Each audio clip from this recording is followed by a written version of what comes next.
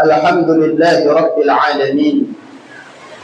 Alhamdulillahi nahmaduhu wa nasta'inuhu wa nastaghfiruh. Wa na'udzu billahi min shururi anfusina wa min sayyiati a'malina. Man yahdihillahu fala mudilla lahu wa man yudlil fala hadiya lahu.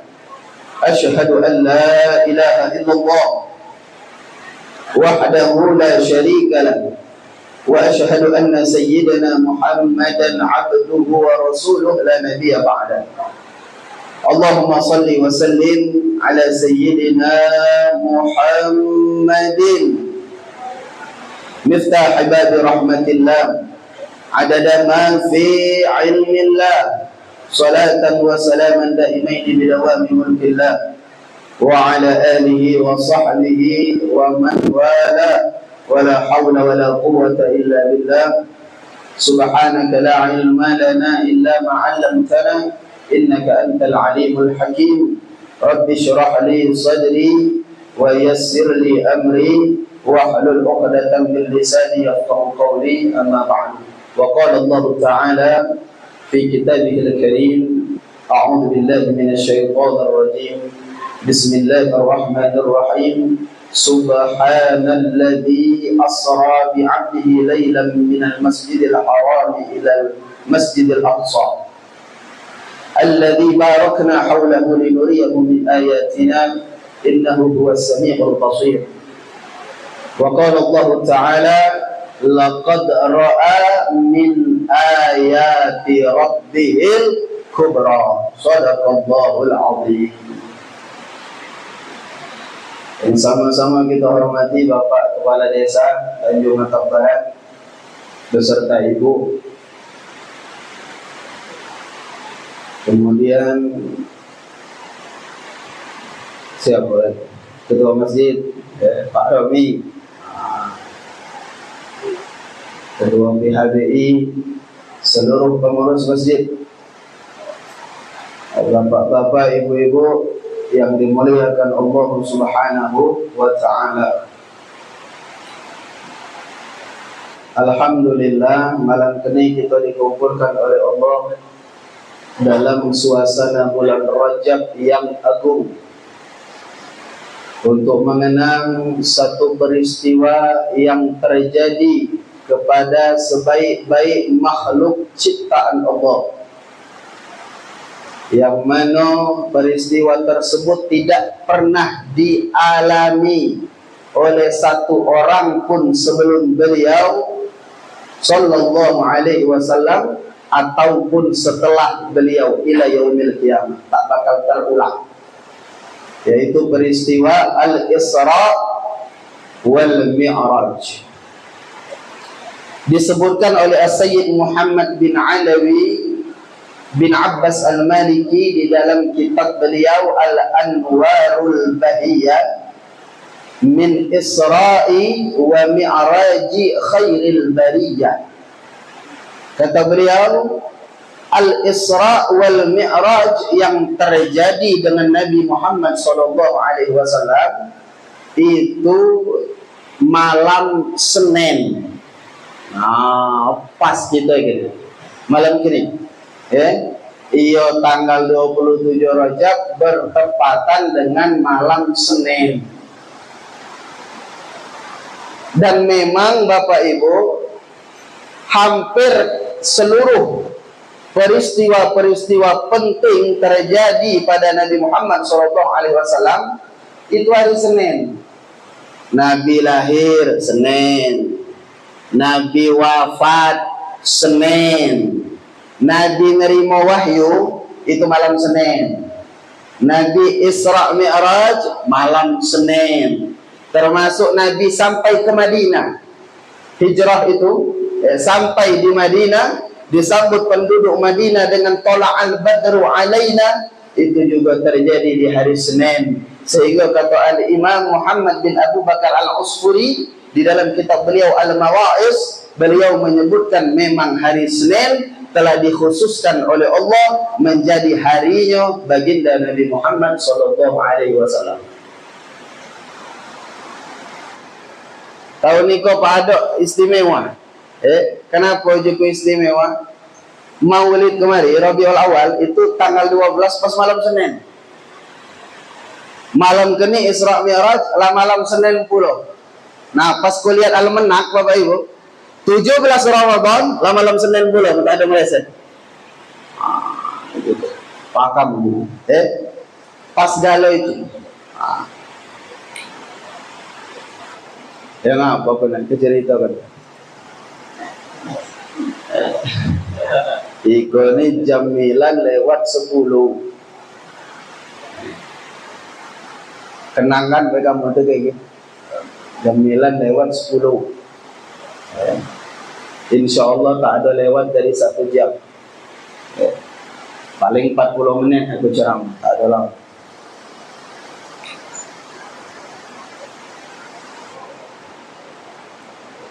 Al-Isra wal Mi'raj itu 2 kejadian Bapak Ibu. Alah tahu galau gitu ya dari kecil. Isra itu Nabi berjalan dari Masjidil Haram ke Masjidil Aqsa. Itu Isra. Cerita Isra di dalam Al-Quran ada di mana? Di Quran surah Al-Isra ayat 1. Tadi dibacakan Pak Ado. Itu cerita Isra. Mi'raj tak ada diceritakan di situ. Mi'raj itu perjalanan Nabi Muhammad SAW dari Masjidil Aqsa naik langit pertama, kedua, ketiga, terus ke Sidratul Muntaha sampai akhirnya berjumpa Allah Subhanahu wa Ta'ala. Mi'raj naik. Cerita Mi'raj di mana di Al-Quran? Di surah An-Najm. Wan najmi idza hawa. Dari ayat pertama sampai ayat ke-18, laqad ra'ahu min ayati rabbihil kubra. Jadi cerita Mi'raj ada di surah An-Najm. Nabi berangkat Isra itu Bapak Ibu makai apa? Makai apa? Buruk. Kira-kira uji kamu buruk tuh terbang apa berjalan? Terbang. Bayangan kita dari kecil buruk tuh terbang. Kali kita cek dengan hadis Nabi SAW. Apakah terbang nian? Apa mana? Jadi buruk itu Bapak Ibu disebutkan oleh baginda Nabi SAW. Warnanya putih. Buruk tuh. Telinganya ini bergerak-gerak Pak Zul. Bergerak-gerak.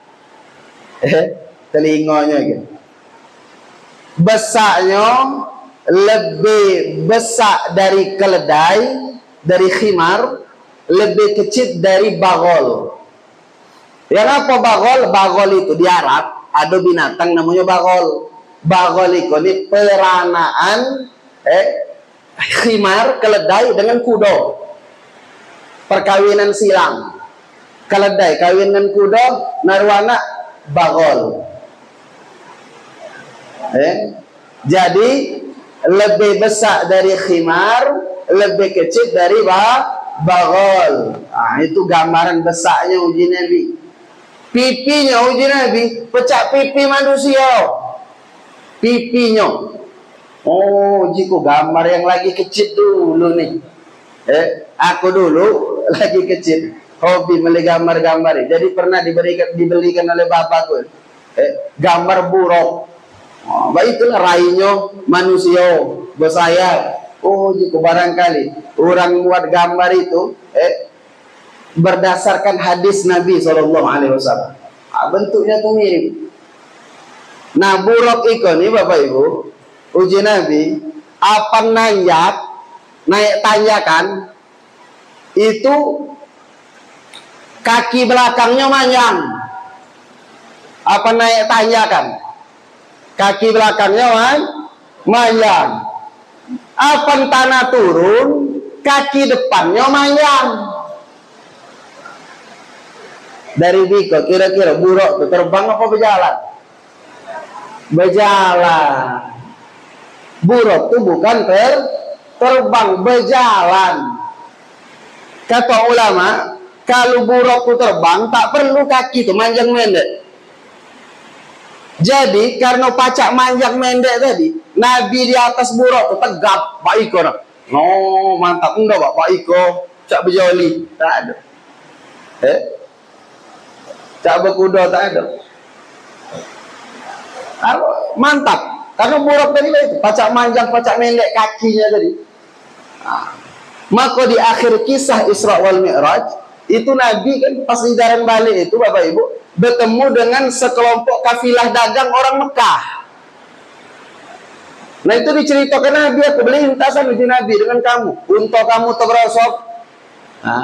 Artinya beli lintasan tuh di bumi kalau mereka tuh menabi di langit, mereka di bumi tak beli lintasan. Jadi oleh-oleh malam keni buruk tuh kapuknya bukan terbang, berjalan, coba ngebut, berjalan tuh ngebut. Berapa kecepatan buruk diperkirakan oleh ulama? Sedetik itu Bapak Ibu 300 kilo lebih kurang. Seluas pandangan mata sekali dia melompat. Buruk, baik itu buruk. Itu keadaan buruk. Pertanyaan berikutnya, kira-kira Nabi naik ke langit tuh berburuk apa dah? Naik ke langit berburuk apa dah? Dari Masjidil Aqsa naik ke langit berburuk apa tak ada? Tak ada. Ujikan mubah mana jadi? Betanggo. No, tak percaya. Ikan Nabi bercerita betanggo ikan. Buruk di mana? Ditambangkan oleh baginda Nabi SAW di Masjidil Aqsa. Maka cerita guru kita yang pernah ke Palestina, kata beliau, di Masjidil Aqsa, komplek Al-Aqsa itu luas Bapak Ibu. Nah kalau kita lihat di gambar, ada Masjid Kuba Kuning. Kuba Kuning. Sebenarnya bukan seko itu Pak, masjid di kawasan Al-Aqsa tuh. Ada berapa masjid? Nah yang Kuba Kuning itu namanya Masjid Kubatus Sokhra, Masjid Kuba Batu. Kenapa dinamai Masjid Kuba Batu? Di bawahnya tuh ada batu. Tempat malaikat Jibril nambangkan buruk sehingga ada lubang. Batu itu tebuk Bapak Ibu, ditebuk oleh malaikat Jibril dengan tangannya nak nambangkan buruk tadi. Nah Nabi naik ke langit baru bertanggo, tompak tuh timbul tanggo. Cuma Nabi ndo berjalan di tanggo, mantap tanggo yang berjalan. No, dia apa? Pecah lip. Baik itu gitu. Mi'raj tuh belip itu kaki stop di langit pertama, berarti muncul yang lain. Itu diceritakan oleh baginda Nabi SAW. Jadi buruk ndo milu Mi'raj, buruk cuma ngancoi Isra. Mi'raj tak ada. Nah kaki Nabi balik turun ke Masjidil Aqsa pula, baru berburuk pula. Baik itu ceritanya. Jamilan perapat cerita buruk itu.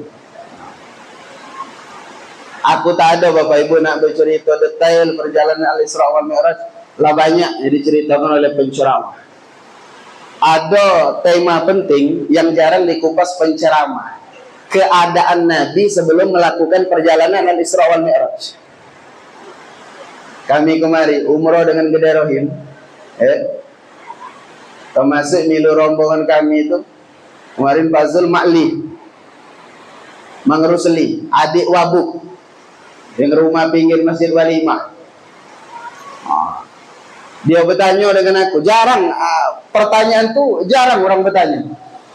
Kita kalau tahu kalau Nabi mulai berjalan tuh dari Masjidil Haram. Nah Masjidil Haram tuh di mananya? Titik mulai nak bergerak tuh. Dari mana? Apa dari atas Ka'bah misalnya? Apa dari mana? Start nak berjalan nak medang tadi. Medang Nabi malam itu. Nak start nak berjalan tuh dari mana? Kata nak disebutkan dalam riwayat, ada dua riwayat sebenarnya. Riwayat pertama Bapak Ibu. Jadi terkenang Makli tadi, dia bertanya tuh Pak Sul. Waktu depan Ka'bah, bertanya udah Rahim dengan aku. Can ujinya. Isra Mi'raj dari Masjidil Haram, iya juga. Di mananya? No, kamu kalau orang bertanya pertama bertanya. Di mana Bapak Ibu jawabannya? Di Hijr Ismail. Di Hijr Ismail. Ini riwayat pertama. Lagi riwayat kedua ada di rumah Ummu Hani. Tapi yang masyhur itu riwayat yang pertama di Hijr Ismail. Hijr Ismail itu yang mana kan? Area setengah lingkaran, nisful dairah, setengah lingkaran di pinggir Ka'bah. Emang kita melihat gambar Ka'bah ada bagian setengah lingkaran antara rukun Iraqi dengan rukun Syami. Hijr Ismail. Ngapa dinamai Hijr? Hijr itu hujrah, kamar. Maksudnya kamar tempat Nabi Ismail dengan Siti Hajar waktu membina Ka'bah. Waktu bangun Ka'bah itu di situ istirahatnya tadi. Maka dinamai Hijr Ismail. Nah, Hijr Ismail itu nih Bapak Ibu bagian dari Ka'bah. Termasuk bagian dari Ka'bah. Sehingga mana ada orang mayang dalam Hijr Ismail sama baik mayang dalam Ka'bah. Alhasil berebut yang nak masuk Hijr Ismail, nak merasai mayang dalam Ka'bah. Dari mana kita tahu Hijr Ismail bagian dari Ka'bah? Suatu ketika istri Nabi SAW, Sayyidah Aisyah, pernah menyampaikan keinginannya kepada Nabi, wahai Rasul, aku kepengen merasai mayang dalam Ka'bah. Si kau Nabi, kau wajah. Dimasukkanlah Nabi ke dalam Hijr Ismail. Mayang di kau Nabi. Fa innama hiya min qit'atil bait, kata Nabi. Karena dia bagian dari Ka'bah. Nah, pertanyaan berikutnya, ngapa dilainkan? Udah dibangun. Dijawab oleh Nabi. Akan tetapi wahai Aisyah, walakin qaumu, maksudnya tuh orang Mekah dulu nih. Waktu nak nyudai Ka'bah ini kurangan dana. Sama pejak Pak Romi malam tadi. Nak merehab masjid ini kurang dana. Kurang dana. Ketika Nabi umur 35 tahun, Bapak Ibu, pernah terjadi banjir besar. Sehingga Ka'bah itu sebagian bangunannya rubuh. Jadi nak direhab. Nah, waktu nak merehab, dana kurang. Ketika Nabi umur 35 tahun. Aku pertama dengar riwayat itu. Ujukulah tak kena. Ada kurang. Rasanya tuh tak masuk. Apalagi orang Mekah tuh, orang suge-suge itu gerot. Toke kalau Mekah tuh, orang Quraisy itu. Sangkala disebut suku Quraisy, itu suku pedagang itu. Quraisy itu Bapak Ibu julukan gede munyang Nabi. Nama aslinya Peher. Ini kurang diri. Peher. Quraisy itu gede munyang Nabi. Nama aslinya Peher. Kalau silsilah Nabi itu Muhammad bin Abdullah bin Abdul Muttalib bin Hashim bin Abdi Manaf bin Qusay bin Kilab bin Murrah bin Ka'ab bin Lu'ay bin Ghalib bin Fihir. Mana dikirakan Fihir? Suge Fihir kan? Quraisy dulu ada mata uang namanya Qurush, mata uang lama. Maka disebutkan oleh banyak duit tadi dijuluki Quraisy Pehirikun. Itu galau anak cucung Pehir diseru suku Quraisy. Pedagang toke galau juga. Bak mana pacak kurang duit itu? Kapunya Bapak Ibu, duit saat itu melimpah di Mekah. Tak kekurang-kurangan duit. Cuma banyak duit tak cetok. Duit itu banyak. Banyak duit tak cetok. Ngapa? Pencarian orang Mekah dulu tak cetok. Sehingga setelah dihitung-hitung, duit yang benar-benar halal tuh batas itulah. Ini bentuk penjagaan Allah dengan Ka'bah. Allah takkan ridho rumahnya dibangun dengan duit tak cetok. Allah selamatkan. Alhasil tak terbangun. pencarian orang Arab waktu itu, minyak 10, mayar 12. Nah, nganakan duit. Naruh di yang baik itu. Tak naruh, alhamdulillah, tak naruh. Tak naruh gereja-gereja kalau mati ngantuk.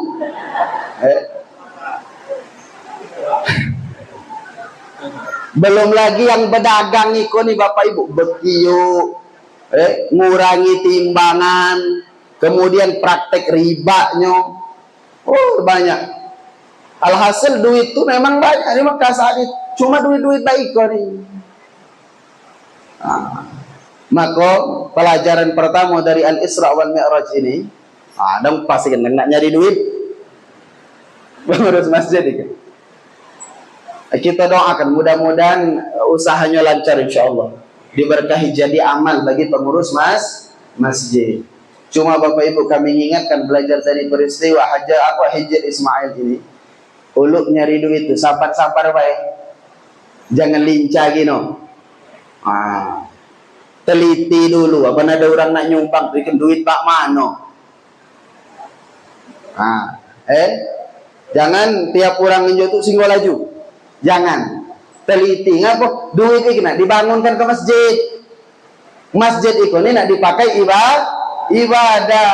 Maka sengaja Hijr Ismail itu kata ulama sampai hari ini masih terbuka. Mana nyudainya bukan tak naruh duit. Raja Salman tuh belahano pacak. Nak nyudai bagian Ka'bah yang terbuka tadi. Hijr Ismail tuh, banyak duit Raja Salman. Tahu sangat Raja Salman, Pak Kades sih ngomongkan di masjid, orang tanya kata kita pupuan, ngapa nak nyudai Ka'bah, misal, berebut, ya tak main-main proyek itu nih, nyudai Ka'bah, siapa tak nak wakaf, tapi yang tak naruh duit, sekian nakalnya di duit, nak milu wakaf. Tapi Allah Ta'ala lagi-lagi menjadikan sampai hari ini Hijr Ismail tetap terbuka. Agar apa? Agar menjadi pelajaran bagi orang yang datang kemudian. Kalau sudah berurusan dengan masjid, dengan rumahnya Allah, hati-hati. Pastikan duit yang terbangun itu benar duit yang halal. Bukan dari bangun masjid Bapak Ibu, teko pakaian kita pakai untuk ibadat ini. Hati-hati juga. Kamu beli telkom, mau kena, mahal, juta. Juta aku pernah tawai orang can kau dona beli telkom, belikan bini, muji berapa juta itu mahal. Rego telkom bawa. Misal Bapak Ibu ada orang beli telkom, mau kena, regonya juta jadi. Anggaplah Bapak Ibu, aku sering ijak contoh ke ibu-ibu, 999.000 duit halal. Beli telkom dari 999.000 duit halal, 1.000 duit haram. Dipakai mayang, mbak mana nasib mayang tadi? Tak diterima oleh Allah. Maka nak hati-hati. Nak hati-hati cara kita mencari, hati-hati. Benar-benar aku galak ngomong di Tanjung Batu, because sebagian ada orang Tanjung Batu, lemah aku ngomong, terutama di depan toke-toke emas itu, termasuk aktivitas jual beli emas. Hati-hati Bapak Ibu, bakari kan banyak kita jual emas, jual perak. Berzaman bakari kan ini ada online itu, jual beli online.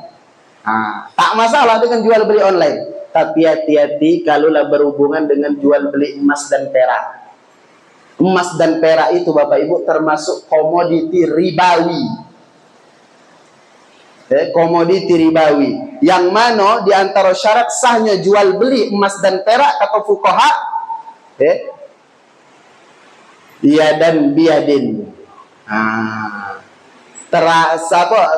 Serah terima kontan, terjadi kontan. Ya dan biadin itu tangan ke tangan. Ada mengiadin. Yadin tuh tangan kabut reti, yadun, dan biadin harus kontan Bapak Ibu, tak boleh kredit, tak maju beli emas kredit. Dalam transaksi jual beli emas, duit nerimo, barang menjualkan akan terjadi di tempat. Sehingga jual beli emas dan perak online tak sah. Tak boleh. Karena pasti ada yang nulu. Minta duit, nulu. Minta barang.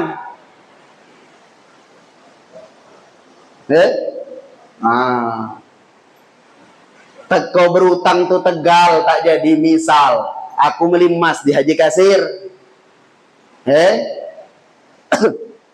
kuranglah duit 100.000 beli emas tadi. Uji ku tunggu dulu Uji, aku nak ngambil duit ke ATM. Tempat ujinya bawa lah emas sih, tak apa kaki baik. Alhasil ke bawa emas tadi, ke bawa duit pula kenyuk kan, cuma kurang 100.000.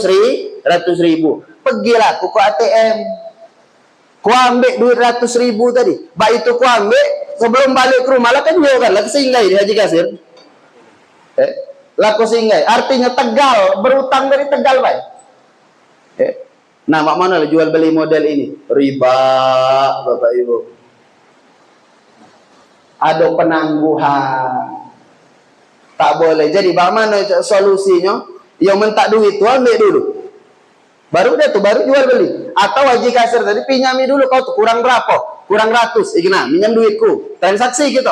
Nah, kayak gitu tu ambil duitnya di bank, bayar ke Haji Kasir. Itu transaksi utang piutang. Bukan jual beli emas. Iko alhasil Bapak Ibu mana diceritakan panjang. Laju lain cerita kita malam ini. Aku ingin muka judulnya baik.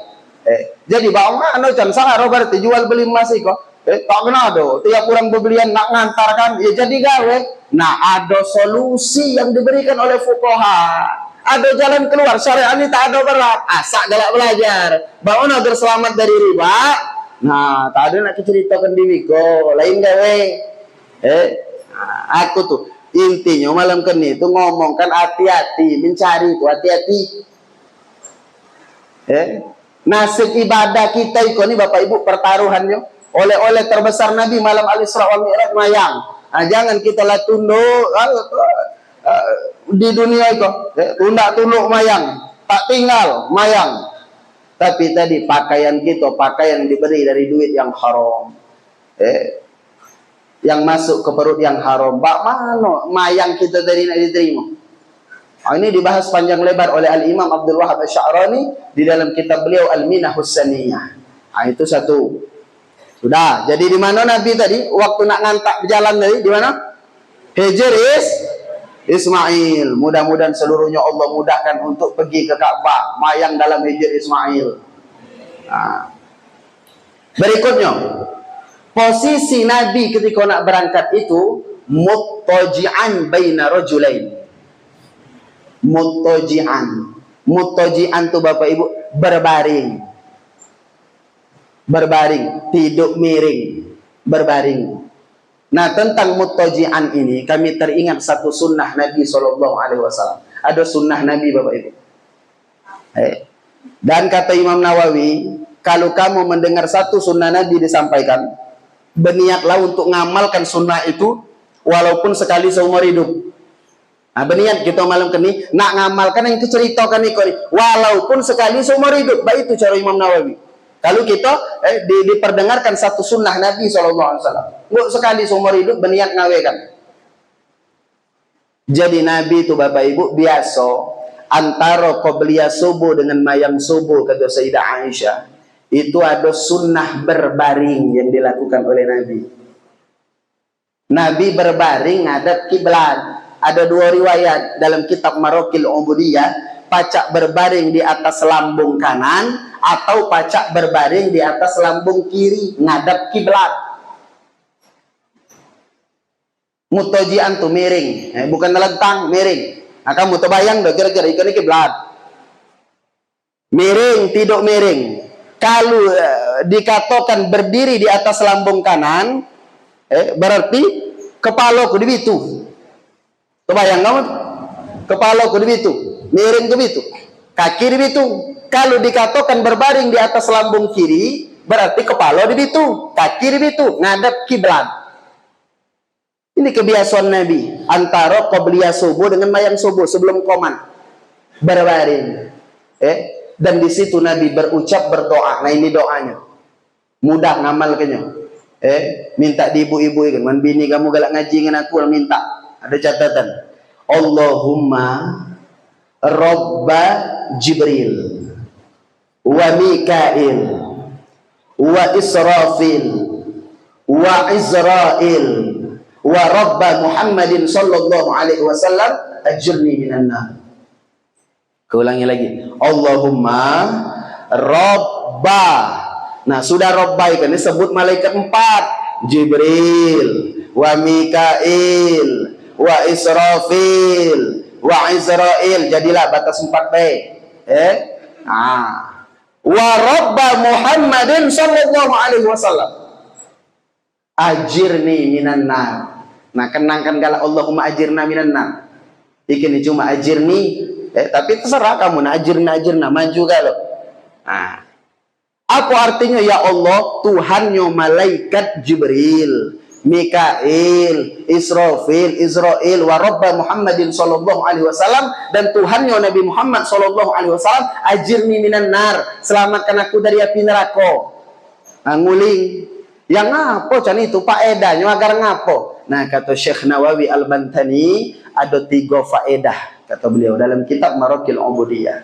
1, di awal pagi kita sudah diajak oleh baginda Nabi sallallahu alaihi wasallam terkenang dinikmati. Kapoknya tadi Bapak Ibu posisi dalam kubur. Kita dalam lubang kubur, itulah. Iya kan? Ngadap kiblat miring, berbaring di atas lambung kanan. Di belakang itu diganjal orang dengan bol-bolan itu agar dia terbang, agar tetap dalam posisi miring. Itu fungsi bol-bol tadi. Jadi bak itu jago dari tidur pagi-pagi itulah diajak Nabi terkenang nak mati sebelum kita beraktivitas. Sebelum kita begawe, sebelum kita nyari duit, lah diajak terkenang nak mati pagi itu. Agar ngapa? Kalau mau jur dari pagi itu ke petang, edap juga lewat. Nak mati, no, terkenang ya Allah. Baikolah kaki di kuburan seorang. Hikmah pertama kata Syekh Nawawi. Hikmah kedua, Allah akan menjadikan hari itu Bapak Ibu semangat ibadah kita lebih hebat. Ketujuh hari itu nak ke masjid, ketujuh hari itu nak baca Quran, ketujuh hari itu nak mayang duha. Pokoknya lainnya, ada semangat. Ada semangat. Nah, kita harus percaya obat ini. Kata Syekh Nawawi, para nabi itu adalah tabib, dokter yang paten. Kalau dia orang yang obat, pasti paten. Nah, ini obat dari nabi. Obat agar tak kenang dinikmati. Nah, antaranya adalah antara qobliyah subuh tadi dengan mayang subuh, ngapa? Amalkan sunnah tadi. Faedah kedua dan faedah ketiga kata Syekh Nawawi, sebagai bentuk pernyataan diri kita kepada Allah akan lemahnya diri kita. Sebagaimana lemahnya mayit. Mayit tak baca napa-napa. La haula wala quwwata illa billahil aliyyil azim. Ngamal kenyoikan bak mana can itu? Menabi Bapak Ibu ngamal kenyo di rumah. Nabi itu ngamal kenyo di rumah. Maka ada hadis Nabi, sebagus-bagus mayang tuh di rumah, kecuali mayang wajib bagi orang jantan. Mayang wajib bagi orang jantan, sebagus-bagusnya di masjid. Kalau sholat sunnah di mana? Qobliyah ba'diyah di rumah. Cuma kata guru kami ngamalkan riwayat ini, lihat-lihat juga Nabi itu, rumah Nabi itu dari masjid, ada jengkah. Itulah Nabi itu mayang qobliyah subuh di rumah, ngamalkan sunnah ini baru ke masjid. Apa posisi rumah Nabi itu? Kubur Nabi Bakri. Kubur Nabi Bakri berdempet dengan Nabawi. Muka baru masjid lah itu. Jadi man kita rasanya saro. Nak mayang qobliyah tadi di rumah. Saro. Ndoyaku yang uji cantu sunnah di rumah. Apan ke masjid orang lasilan. Sudah berarti tak usah di rumah, di masjid. Berarti incar yang mana? Yang ba'diyah. Kenapa Nabi nyuruh mayang di rumah? Agar rumah kita itu dapat berkah dari Allah, dijadikan tempat sholat itu. Mayang ba'diyah. Cuma pulau ukur-ukur diri kita. Ada orang kenia pala balik ke rumah lain gawe. Tahu saja aku pakai melakukan ba'diyah di rumah baik. Uji can tuh di rumah baik. Iya laju lah kan mentegawe. ringan tuh, pun balik ke rumah, lain gawe. Sudah di masjid baik. Nah, jadi bagaimana ngamalkan sunnah ini Bapak Ibu rahimakumullah? Mana ngamalkannya? Can ujimu sudah qobliyah subuh tadi. Kalau orang heran di masjid, udah mayang Pak Tufazul begolean. Begolean. Uji orang ini kan aliran Pak mana pula. Uji orang jak ngaji dengan ican itu kan aneh. Banyak ngolek udah mayang. Padahal sunnah Nabi Sallallahu Alaihi Wasallam. Jadi bagaimana? Agar jangan menimbulkan fitnah, kata Al-Imam Ali bin Abdul Bar Al-Wannai, kerjakan sunnah ini meskipun setelah sholat subuh. Artinya lama yang subuh di masjid, balik ke rumah. Nah, lagi amalkan sunnah tadi. Paling orang rumah heran. Orang rumah tuh apa itu? Tegolek, balik dari masjid tegolek. Bukan, dia masuk kurungan 40. 60. Nah, amalkan. Niat Bapak Ibu malam ini untuk mengamalkan sunnah ini walaupun sekali seumur hidup. Ini sunnah Nabi SAW. Jadi posisi Nabi waktu nak Isra Mi'raj tuh berbaring baik nih. Dan bersender. Antara baina rajulain, antara dua orang laki-laki. Sebelah kanan Sayyidina Hamzah bin Abdul Muttalib.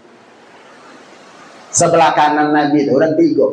Sebelah kanan Sayyidina Hamzah bin Abdul Muttalib. Kalau melihat binnya Abdul Muttalib, kira-kira kan siapa lah Nabi?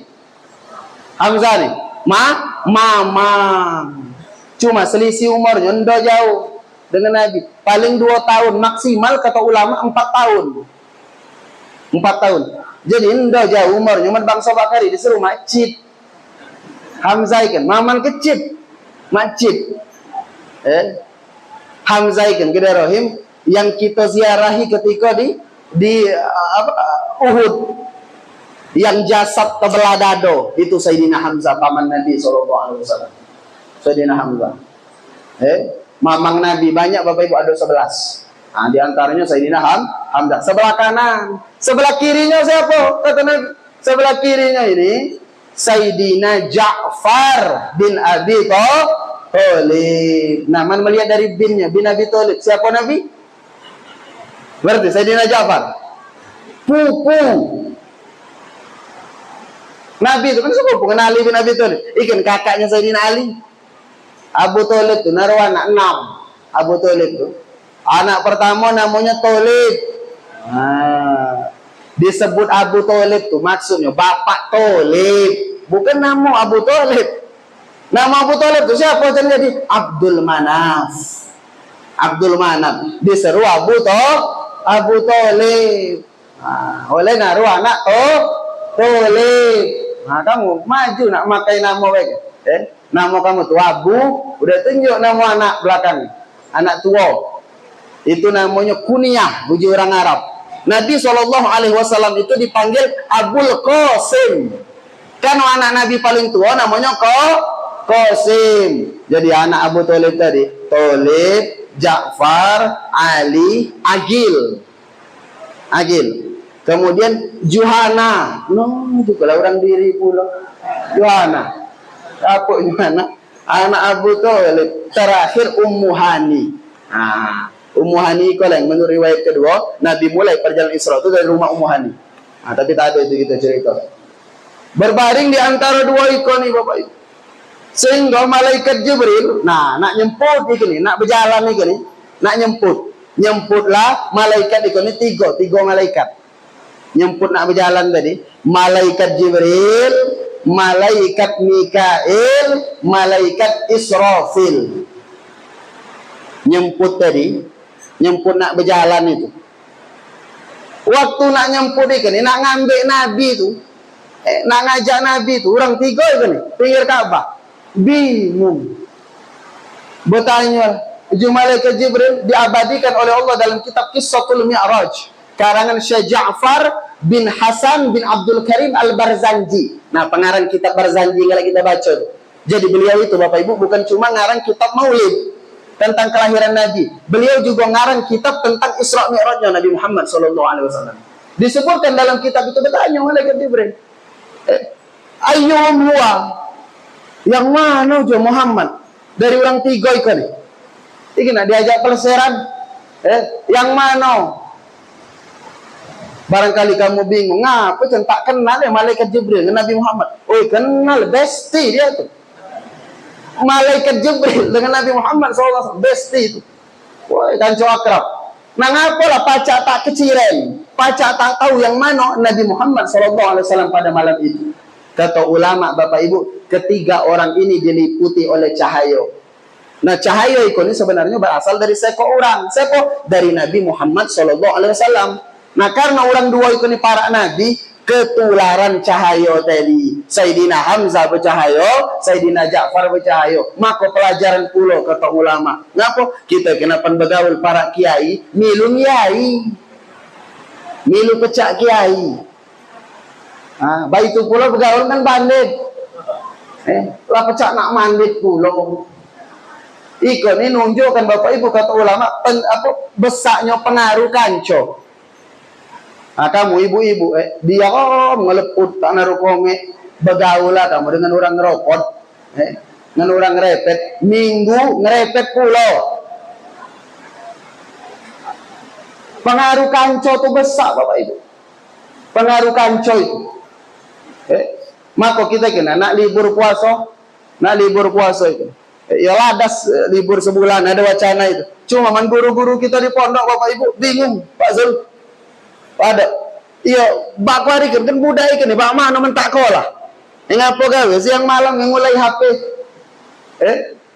maka di pondok rata-rata pondok salaf itu mereka liburnya tak ada bacanya meliburkan kayak gini libur lah nak balik raya ngapa pengaruh kanco ini Bapak Ibu cepat dia hampir setahun di pondok berapa minggu diam di dusun bertemu kanco temilu.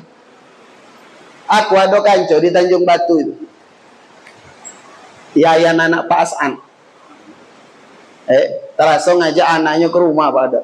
Anaknya berkepiah. Jadi dia cerita, ya tak saja pengaruh kanco luar biasa. Ngapa? Pati kan jo anakku ikan ku didik galak berkepiah. Jadi dia kan hari berkepiah. Tiba-tiba lah berbulan-bulan berkepiah, balik ke dusun. Mainan kanconya, ujuk kanco kan lalu berkepiah. Berkepiah tuh masjid aja, mau main berkepiah. Diuji kanconya lalu berkepiah teh kontan uji kayak tadi. Dikocelinya kepiah tempat. Uji bayangkan kita orang tua nih di berbulan-bulan kanco patah ngomong. Nah, itu nggambarkan pengaruh kanco. Itu hati-hati Bapak Ibu. Nah, inilah yang terjadi dengan Sayyidina Hamzah dengan Sayyidina Ja'far di malam itu. Karena bergaul dengan orang yang punya cahaya, ngilu bercahaya. Jadi bingung yang mana ikan.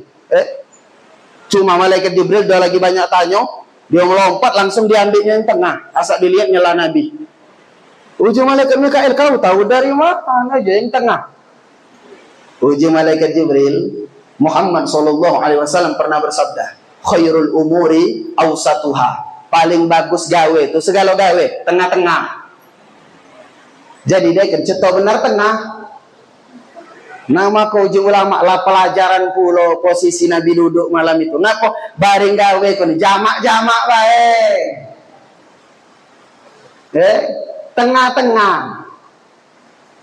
Ketujuh dan ta'agam diurang, jangan banget ta'agam gino. Iko wow aku jane datang ke mati, obat lagi.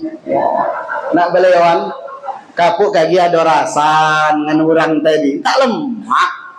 Tak lemah timbul nak berasan. La tepak pakam gino ngomong. Dan benci di orang sedang-sedang baik kalau isuk teguno. Baik itulah dan agam di orang jangan begali apa-apa. Sehingga itu perbahasa orang lama Pak Zul dan rum dan mambu bungo kayak depan kau mambu pelencaran. Kapuk kaki tak ngomong sudah sedang-sedang baik galau gawe Bapak Ibu pidato ceramah tak usah lamo gino sedang-sedang baik segala gawe mau gawe baik kata guru kami berlebihan tak bagus lagi ceramah ya galau gawe kok berdoa iku melagalo robbana dibaca tak udah iki tangan iki penat ngangkat Nah kita kuda Pak Zulik Rabbana atina. Rabbana atina kali ke. La Rabbana lain pula. Sehingga timbul do lagi ngangkat tangan lah baik lah. Ya pernah. Berdoa ke jamak-jamak baik. Doa orang kawin. Terpeci doa orang tahlilan, doa tahlilan. Di antara alamat orang alim itu kata ulama, doanya ringkas. Omongannya ringkas. Kata Sayyidina Jabir bin Samurah radhiyallahu anhu, aku jenyo kuntu usolli ma'an Nabi sallallahu alaihi wasallam as-salawat. Aku sangat sering salat bersama baginda Nabi Muhammad sallallahu alaihi wasallam, bermakmum dengan Nabi sallallahu alaihi wasallam. Fakanat salatuhu qasdan. Ternyata salat Nabi ringkas. Wa khutbatuhu qasdan. Khutbah Nabi ringkas. Di antara mukjizat Nabi Muhammad sallallahu alaihi wasallam kata ulama, jawami'ul kalim. Nabi itu Bapak Ibu pacak meringkas omongan yang banyak jadi dikit. Itu termasuk mukjizat Nabi sallallahu alaihi wasallam.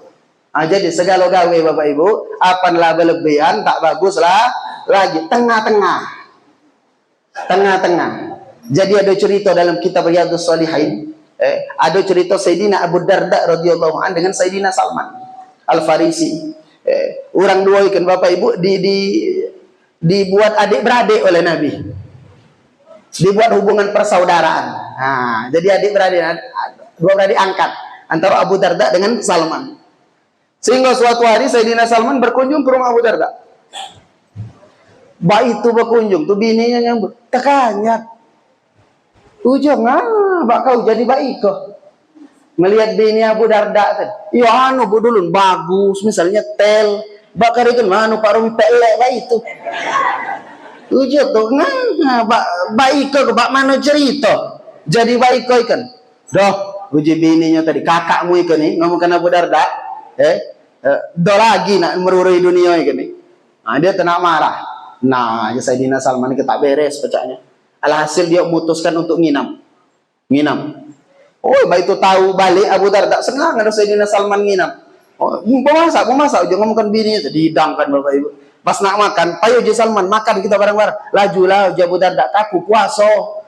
Je Sayyidina Salman, man kau do makan aku do juga makan. Alhasil berbuka. Berpuasa sunnah waktu itu. Berbuka. Apan malamnya Bapak Ibu, sengaja Sayyidina Salman do tidur. Dia lah terbaca lah dari omongan bininya tadi. Dintai kinyo. Adonian apan dalu Abu Darda jago. Cuelnya nak kemana aja? Jago teh. Nak mayang Abu Darda. Tidur. Tak usah aja mayang tidur. Baik. Tuh Abu Darda tak jadi orang mayang.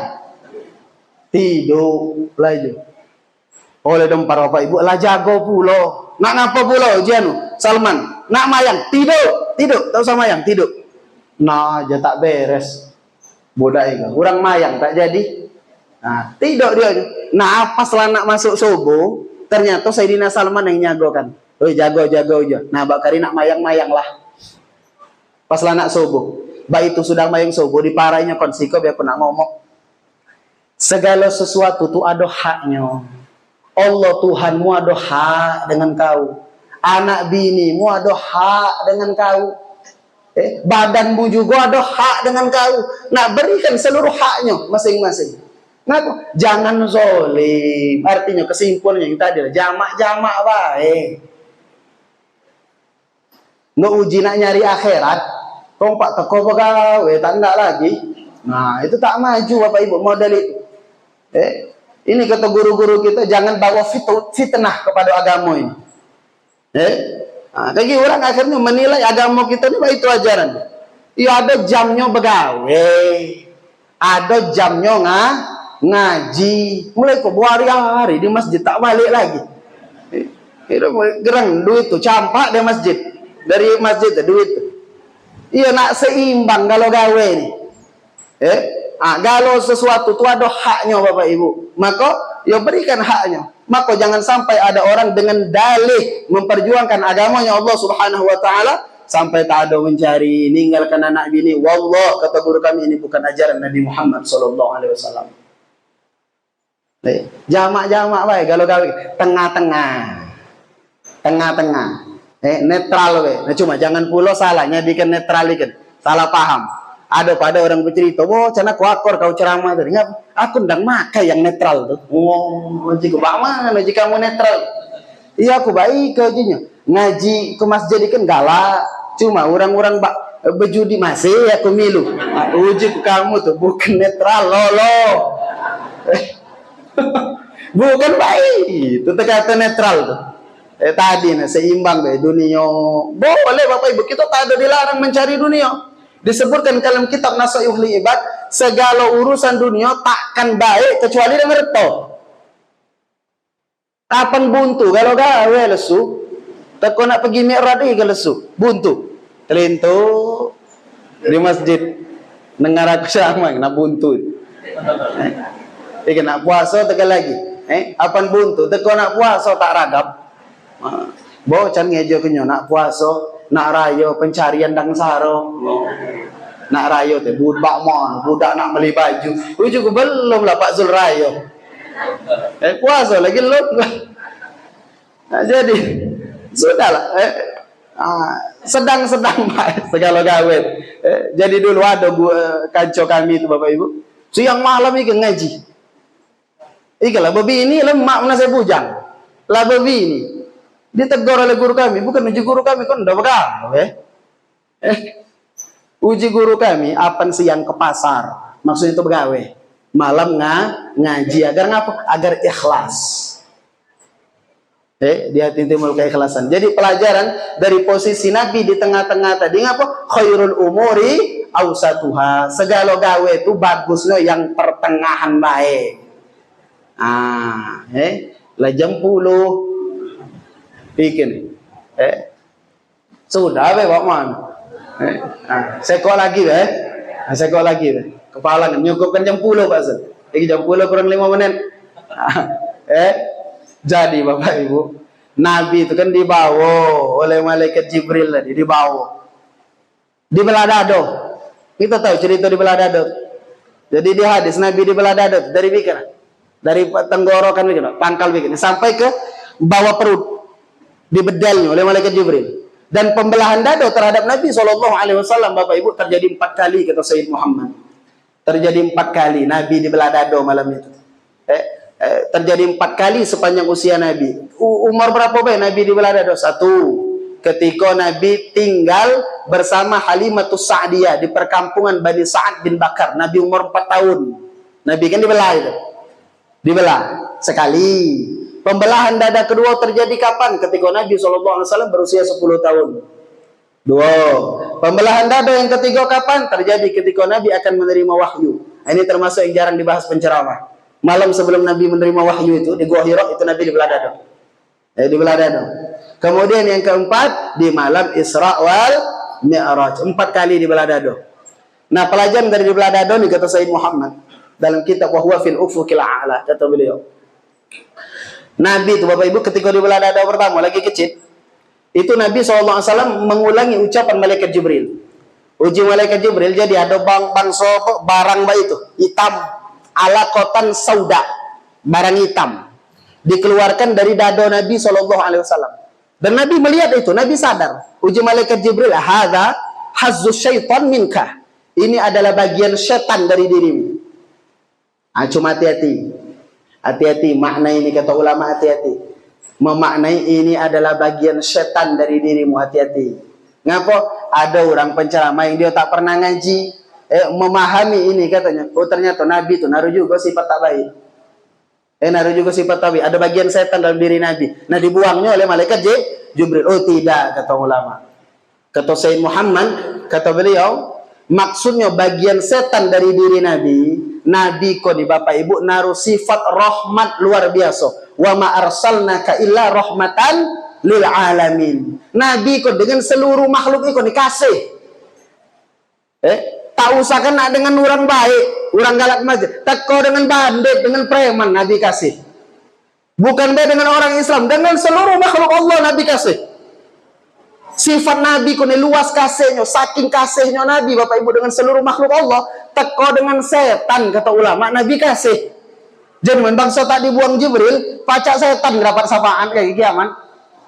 Nah Tuhan tak nak setan dapat kiamat ini. Maka jatah setan dari diri Nabi dibuang. Sifat rahmat Nabi kepada setan dibuang. Nah, jadi Nabi itu rahmat dengan setan. Karena sudah dibuang oleh malaikat Jibril. Nah, kata ulama, di antara bentuk kita ngamalkan sifat rahmat yang ada pada diri Nabi ini. Nah, ini cerita penutup Bapak Ibu. Ya. Aku nak nyeritakan kita galak orang mati itu saudara ini. Orang mati. Apan belum menguburkan Bapak Ibu kaki adalah mandulun. Siapa itu? Almarhum Wak Salim. Mbak Kari, kamu Edi. Saksikan oleh kamu. Almarhum itu orang baik. Orang baik. Uji kita. Persaksian itu. Ya. Jadi aku leman ditanyai orang. Canitan kita bersaksi-saksi baik itu nih, Pak Mano itu. Jarang orang kita saksikan tetap lewat. Kita bersaksi orang baik, itu ndak pemohon. Itu ndak pemohon. Kalau tak baik menuji. Jadi uji guru kami Bapak Ibu, orang itu mati dalam keadaan Islam. Fakta kenyataan yang bersangkutan itu mati Islam. Nggak uji kita lewat mayang tak ulah ke masjid ini tak ulah. Top lewat uji guru kami. Fakta kenyataan dia mati dalam keadaan Islam cukuplah menjadi dalil bagi kita orang baik. Sejahat-jahat dia tak terdengar kita dia murtad. Sampai mati dia orang Islam. Nah, fakta bahwa dia orang Islam kata guru kami cukuplah menjadi dalil orang baik. Luaskan hati kita. Jangan pecah kepakaman. Kita ke naruh galo salah Bapak Ibu. Siapa yang tak naruh salah? Nah, kalau mujur kaki, apa kita rengan nak mengucapkan itu, orang baik itulah pula pas giliran diri. Kita kan mau tak mau bakal tuaduk galo keadaan itu. Dan jangan anggap remeh persaksian ini. Antum syuhada Allah fil ardi, kata Nabi. Kalian adalah saksi-saksi Allah yang ada di bumi, Bapak Ibu. Di dalam kitab Al-Mawais Al-Usfuriyah ada cerita budak yang terlewat luar biasa. Terlewat. Di antara terlewatnya dia gini, Pak Romi, galak baik kok lagi ke pasar berjalan. Nyari orang, dapat orang teh. Mang bejo, lalal mula tak ketemu. Di mana kamu Pak Kari? Basa basi. Dia padahal orang teh tak kenal. Bukan tujuh orang kon siapa? Oh ya aku anak kanco kamu. Yang mana orang kanco? Ya lah tak kenal pula orang tadi sebutnya memang tak kenal nih. Ece-ecean budak teh. Singgol lama orang itu kenangan aja aku tak ingat. Iya ngapa aja jadi kawikan? Nah, jadi bapakku yang uji ku kanco kamu telah mati kan. Nah aku nak ngamalkan hadis Nabi kan uji Nabi itu cara berbuat baik dengan orang yang telah mati, sambung silaturahmi dengan kanconyo. Kamu lah udah makan. Bikin di pasar. Ya belum uji orang nak naktir kamu. Alhasil ke rumah makan. Masuk rumah makan udah mesan mang aja. Orang teh bingung sebenarnya siapa udah belum terkenang. Cuma ya diajak makan dia laju ujung mesan kamu tuh naik ngapo laju orang itu mesan. Uji kamu ican itu begel bejri itu di kitab aduh. Jadi udah makanlah kenyang apalah kenyang uji nyomang kamu tunggu lebih kok ngapa kok ke belakang tegal. Iya uji orang tadi ke belakang itu hilang laju